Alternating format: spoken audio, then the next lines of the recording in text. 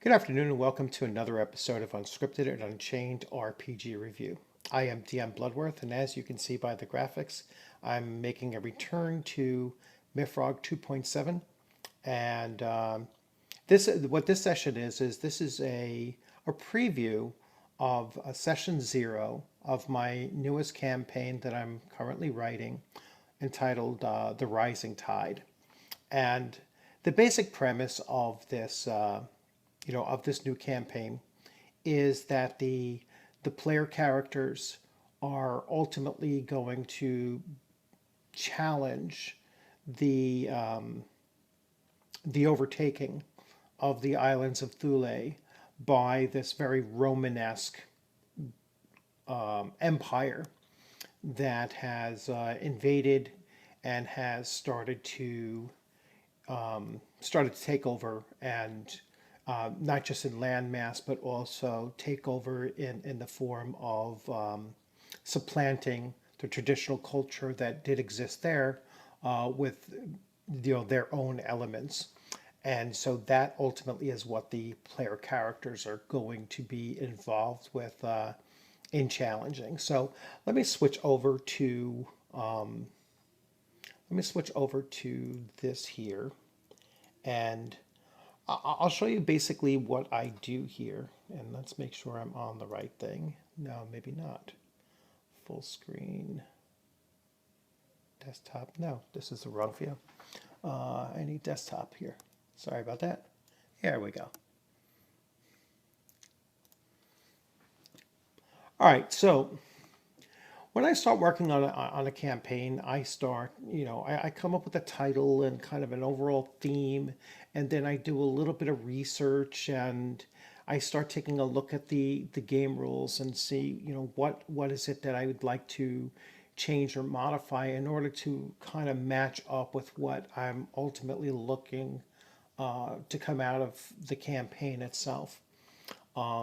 This campaign I expect to run, at least 10 sessions, probably about 30 hours worth of gameplay, or, give or take, give or take 5 to 10 hours. So what I have here is I have the basic framework, right? So this is a new ethnicity of people in Thule. It's an outsider threat. It's the Romversk, I guess is how you pronounce it. It's the Icelandic word for Roman soldier.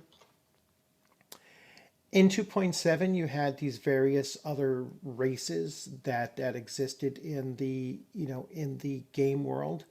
And what I've done is I've kind of removed them as playable races, and I threw them way, way back into the history of Thule. So these these races would at this point be kind of part of the myth.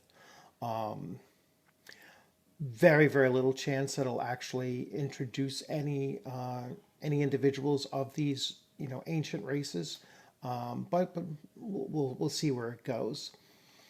Attribute modifiers, because I've removed all of these races. What I did was I stripped the different ethnicities of the attribute modifiers, and I've just transferred them to class and to calendar birth month, which is one of the supplements that I'll talk about a little bit further. Also from a supplement was the Legionnaire class, which I'm introducing that with modifications, and I'll talk a little bit about that as well. So as you can see here, the campaign is designed for the characters to explore their own culture and traditional life in Thule. That's the very, very beginning of their adventuring career. Probably take them from level 1 to level 2 or so, and they're going to start to witness the rising threat of the Romversk takeover, as Thulian tribes are either crushed by them, or they become vassals in their to this new foreign empire. And that vassalage will be from either just giving up or actively wanting to participate in it. The adventurers I gotta fix that.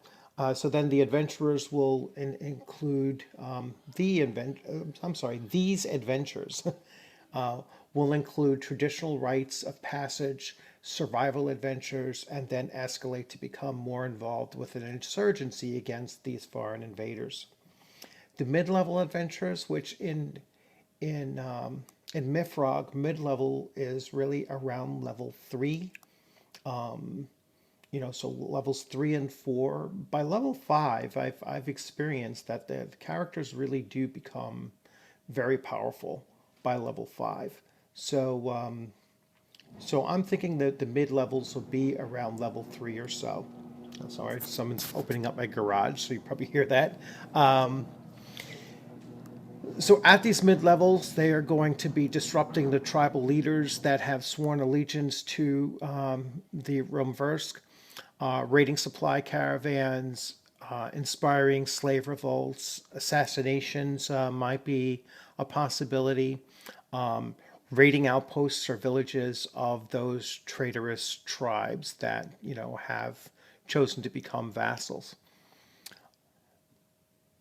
The Rumversk brought in a variant of the Cometian monotheistic cult, and they've obviously put their own will and bending of that as well, because that's what the Roman Empire kind of did. They would come in, take over something, and certainly religious aspects, and try to subvert them to make it their own, and then act as though that is something that they had brought.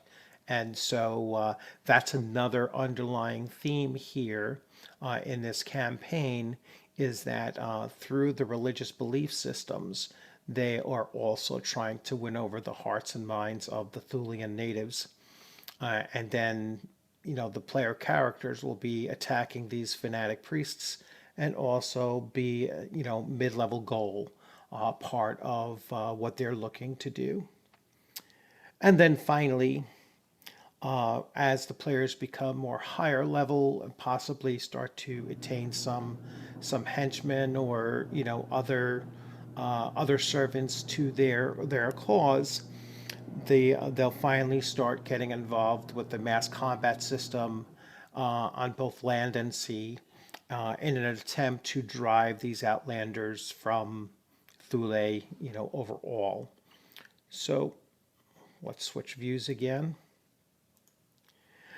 So basically, there's going to be an evolution for the player characters to go through, and to, first just go through their basic life as they've always known it and their forefathers had known it, and then start to realize that things are changing, start to work against that change, and then start to actually combat it and try to expel these foreign forces from their lands. All you would need to use for this scenario is the following. You would need the rulebook 2.7, and even though 3.0 is out, 3.0 is and I'll show you what 3.0 looks like. 3.0 is a dramatically different setting, different races included, and a different magic system, and it's much more of, I want to say, a fantasy kind of setting. Even though magic in 2.7 is probably a little bit more powerful than what it is in 3.0, it's still much more of a traditional concept of what magic was back then, and I just find it is a much more traditional Thulean setting, which I know a lot of players that I've had conversations with seem to agree with that, and they do like to come back to this. So this is certainly one of the books that you will need, and this is the primary core book for this. Now, if you already have 3.0, you can, forego getting curses and gifts. Curses and gifts is going to introduce various religious aspects, but it's also going to introduce that the calendar, birth month of the attributes modifiers and such. It also includes alignment, which you may or may not wish to use. I've never used it, just to be honest with you. So this is something that if you wanted to find a few more ways to increase those attributes when you're rolling, those certainly in here. This is included in 3.0, so you don't necessarily need this. And then you will need this supplement here. This supplement here introduces the Legionnaire class, as well as some mass combat systems, such as arrow fire, volleying, and a lot of formation combat and such. So, this really does introduce that, that Legionnaire and just the way that these Roman type warriors had fought, or professional soldiers. That was the other thing that this actually does. It introduces the idea of having professional soldiers rather than a warrior caste that was a much more traditional lifestyle. So it replaces what people did, traditionally and more tribalistically with a much more, approaching a medieval approach of, kings with standing armies and such. And that's another underlying, conflict point that's going to be taking place during this campaign, is that I want the players to realize that their world is changing if they just stand back and allow it to, and so that's why they're rising up against this tide of change, which they're not necessarily going to want to see happen. So that's basically how I kind of start creating a new campaign. Is I get these ideas and I start piecing it together. I have quite a bit of work to do as far as the professions and attaching attribute modifiers to just the professions, and then just changing up a few of the other things in the games, but not very much of a change. I forgot to mention one other thing that you will need to do if you're running a 2.7 campaign, and that is to print out the Mythmaster's screen of information, which has all of your combat charts and such. It is a very useful source.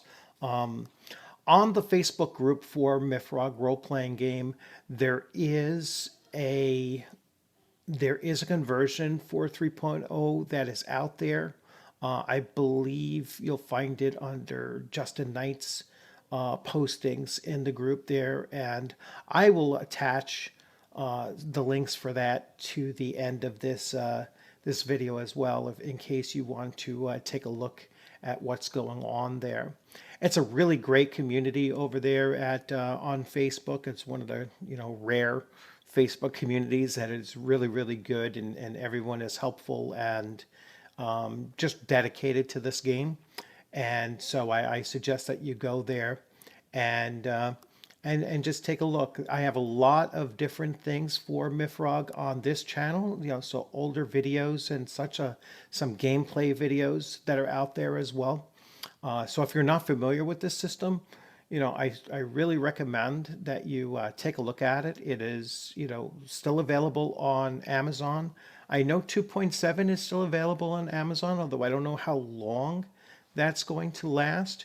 And 3.0 is obviously there as well.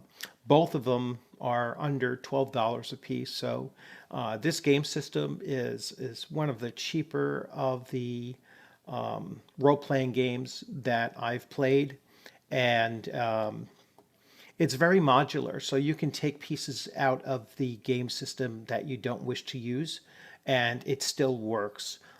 So it's very hard to break the system. I've only encountered one or two instances where I really felt that the system just wasn't working well, and that's just unfortunately the player characters on my last campaign, they became far too powerful, and by no accident of or no purposeful action. I mean, by anyone involved, it was just super lucky rolls in character creation, and the characters just became very powerful, and it kind of threw a monkey wrench into adventures that I was trying to write. So that happens a little bit less so in, I think, making some of the changes that I'm making here as far as attribute bonuses to professions rather than just the lucky rolls that you make in the in the very beginning. So once again, I hope you enjoyed this. I know I have a bunch of new people coming on for this particular campaign. I believe anywhere is between, 4 and potentially 7 people coming in for this campaign. So I'm really looking forward to that as well. So have a lot of new people coming into the channel, and that's always great. And a group of new people that'll have the opportunity to play with as well. So that's always another, great advantage to playing online. Most of the people I believe that I'll be playing with are all in Europe. I'm in New York. And so, it's another element of online gaming that I really do enjoy. You get to play with people from all over the world, and it's a great opportunity for us to do so.